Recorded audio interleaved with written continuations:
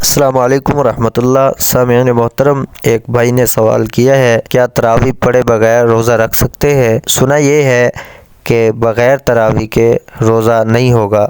تو اس کا جواب یہ ہے کہ دیکھیں بھائی، تراویح کی نماز پڑھنا یہ الگ عمل ہے۔ تراویح پڑھنا جو ہے یہ سنت مؤکدہ ہے اور اس کے پڑھنے کی انتہائی زیادہ فضیلت ہے۔ اگر کوئی شخص بغیر کسی شرعی عذر کے سنت مؤکدہ کو چھوڑ دیتا ہے تو وہ گناہ گار ہوگا۔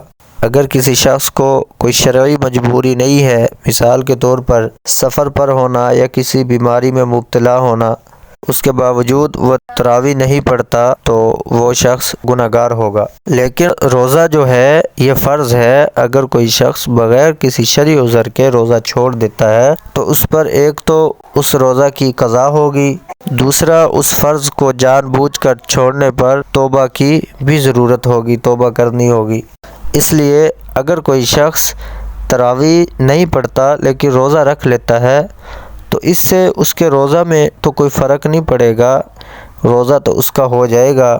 یعنی اگر کوئی کہے کہ آپ نے تراویح نہیں پڑھی لیکن روزہ رکھ لیا تو اس سے روزے کا کوئی فائدہ نہیں ہے، یہ بات بالکل غلط ہے۔ تراویح ایک الگ عمل ہے، وہ سنت مؤکدہ ہے۔ روزہ جو ہے یہ فرض ہے، روزہ بالکل درست ہو جائے گا، اس سے اس میں کوئی فرق نہیں پڑے گا۔ ہاں، اگر اس نے بغیر شرعی عذر کے سنت مؤکدہ کو چھوڑ دیا ہے تو اللہ کی بارگاہ میں سنتوں کو چھوڑنے کا جواب دہ ہوگا۔